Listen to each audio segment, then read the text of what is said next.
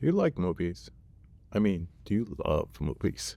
I'm talking about the movies with the thrill of the action flick or the ability to make you laugh, make you happy, make you sad, make you think.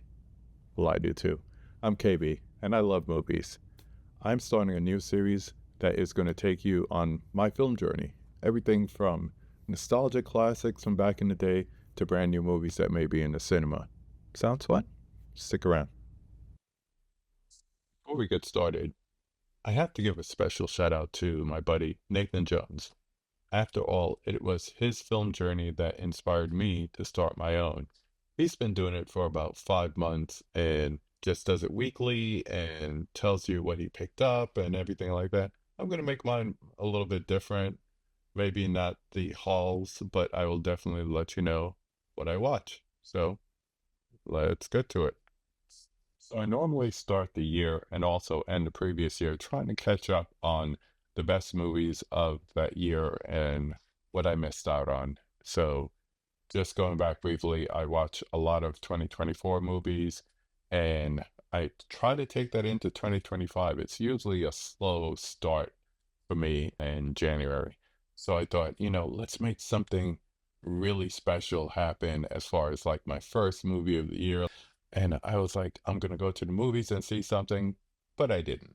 It ended up being a movie night with a couple of buddies, and they wanted to see Terrifier 3. So I'm always up for a fun time with that movie. So we put it on, we had a good time with it, and it was good to see it again. I don't know how many times I've seen it now. The next thing that I checked out was I actually got to go to the movies. And the first thing that I saw for the year in the cinema was Baby Girl with Nicole Kidman. I enjoyed the movie. I enjoyed what they try to do. Shout out to all the baby girls out there. You know who you are. And I think it represented that character well. Not so much for the other guy, but I really enjoyed it. There were several aspects of the movie that I enjoyed. So one of the movie goals that I have for this year, I have a couple, but one of the things that I want to do is I want to do a 52-week challenge. I tried to do it last year, but this year I feel a little more encouraged to do so because I'm doing it along with several friends of mine, and the person who came up with the list is Huck. Check him out at Huck's Pop Culture Cafe. And the first thing for this year was to watch a film by your favorite director. And I was like, ooh, what should I watch? Something by Scorsese, something by Hitchcock, something by Spike Lee. Those are my favorite directors. And I also remembered I wanted to try to keep it to movies I never saw before, which kind of puts a curveball in there because since they're my favorites, I've seen pretty much most of their feature films. But I found one by Spike Lee that I hadn't seen yet, and it was David Byrne's American Utopia. So basically, they took the Broadway musical and they shot it for HBO, and it was fun. He threw in some talking head songs, which made me think, stop making sense, needs to be in my library. But anyway, really good performance, very minimalistic, but really fun to watch. I enjoyed it. Later that night, I checked out the new movie that just came out on digital and physical media called Saturday Night. And it's all about the lead up to the very first broadcast of Saturday Night Live. And great cast, very hectic, as you can imagine, because it's all backstage and everything.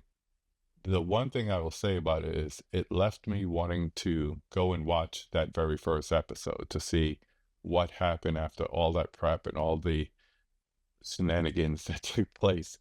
So I actually did that. I went on Peacock and I watched the very first episode of Saturday Night Live, and that was really cool to do.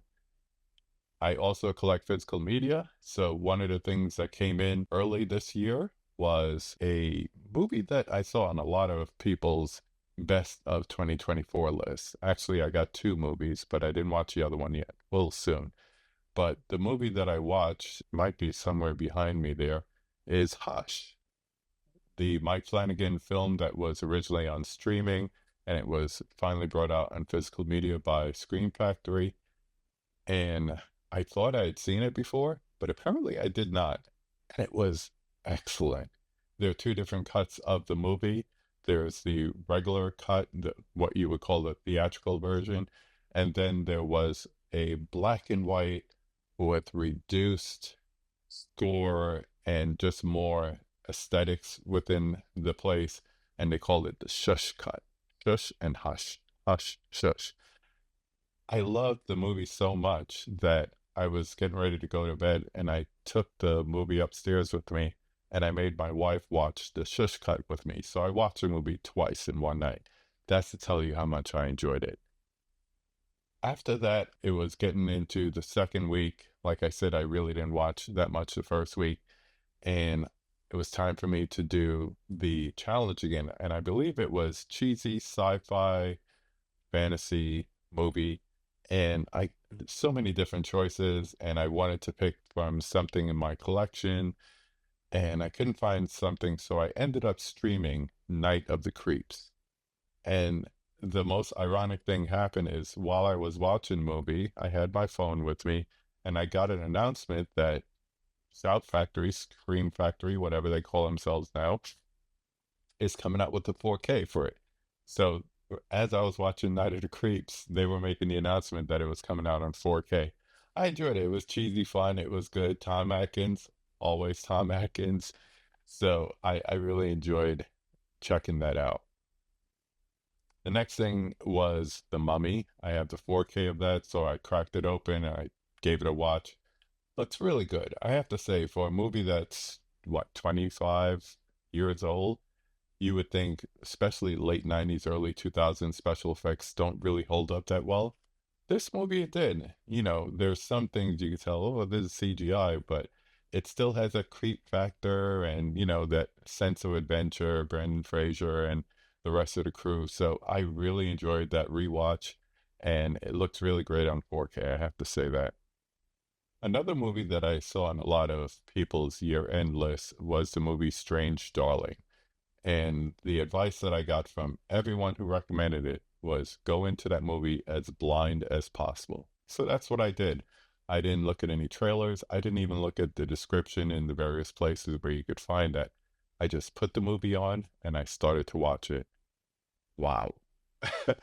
That movie is awesome. I really enjoyed watching that movie. I enjoyed the non-linear telling of the story. That's all I'll tell you.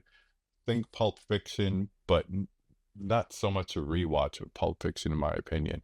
It's a movie that I watched once and I'm like, okay, I could see the appeal for it, but I don't think I'll watch it again, at least no time soon. There's lots of other things to watch. The other night, I turned on the movie Heretic for my wife to check out. She had never seen it. I've seen it twice in a movie theater, and there's something about that movie that just appeals to me, whether it's Hugh Grant's performance or the questioning theology in it or just the creep factor. I really like that movie, so I showed it to her so she could check it out as well, and she found it, and I quote, boorish and too wordy. And she said if she was in that situation, just shut up and kill me. So that was her review of Heretic. I enjoyed it a lot more than she did. After that, we also watched the movie We Live in Time with Florence Pugh and Andrew Garfield. Very well written, another non-linear movie. I enjoyed it immensely. They had really great on-screen chemistry. I'd like to see them starring more things together. I think they were really good. And then finally, not to make this too long, we're covering 2 weeks, but finally last night I went to see Seven in IMAX. I really wanted to check it out. I've had every iteration of it since DVD, and I've never seen it on the big screen. So I took the opportunity to go out, get dinner, and then go and see this movie in IMAX. It did not disappoint. That movie holds up. It's still so, so good. David Fincher, probably one of his best movies to me. I know a lot of people hold Zodiac up there, and some people like Fight Club. Everyone has their favorites. The Game, of course.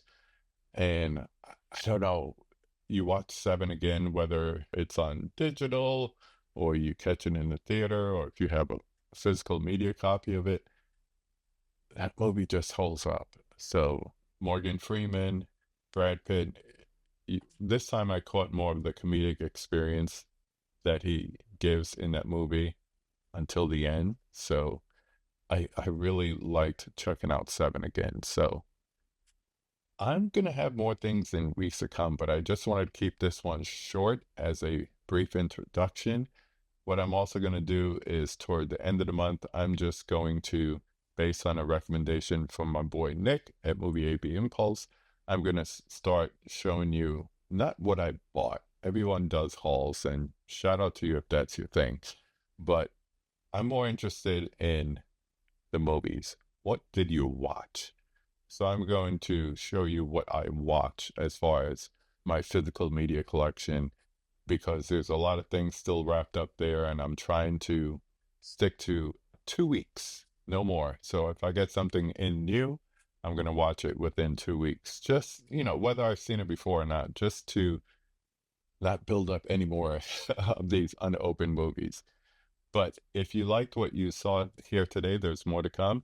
Feel free to like, comment, subscribe, all that good YouTube stuff, all that stuff that's for the algorithm. Like my man says, it's free. It costs you nothing and is a great way to make sure you know when I post another video. So until next time, it's KB. Go watch a movie.